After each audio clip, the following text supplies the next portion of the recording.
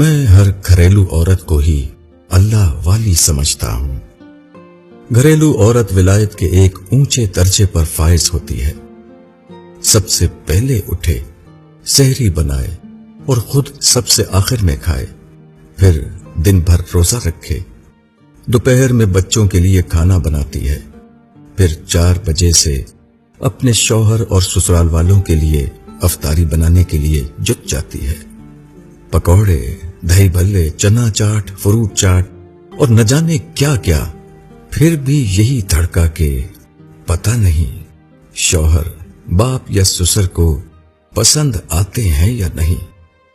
اذان کے وقت تک پکوڑے تلتی رہے کہ گھر والوں کو باسی پکوڑے پسند جو نہیں۔ سب روزہ کھول لیں تو وہ مسکین بھی چپکے سے آ کر روزہ کھول لیتی ہے اور تمام گھر والوں کو پوری افطاری کھلانے اور شربت پلانے کے خاطر مدارات کرتی رہتی ہے کہ کسی کے آگے کوئی چیز کم تو نہیں ہو گئی۔ افطاری ختم، لیکن عورت کا کام ختم نہیں ہوا، بلکہ اس کو گھر والوں کے لیے تراویح کے بعد رات کا کھانا بھی تیار کرنا ہے۔ سارے گھر کا کام ختم کر کے آدھی رات ہو جاتی ہے، اور ہاں، اسے صبح 3 بجے اٹھنا بھی تو ہے اور برتن بھی دھونے ہیں۔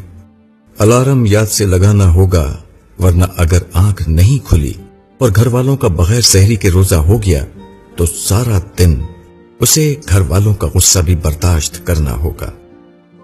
بہت ہی کم لوگ ہوں گے جن کے منہ سے غلطی سے تعریف کے 2 بول نکل آئیں کہ آج افطار پہ بنی ہوئی چیزیں بہت مزے کی تھیں۔ اس رمضان میں گھر کی خواتین سے آپ کا جو بھی رشتہ ہے، ماں، بہن، بیوی یا بیٹی، ان کا بہت سارا خیال رکھیں، کیونکہ وہ بھی آپ کی طرح انسان ہے اور روزے سے ہوتی ہیں۔ اشواق احمد۔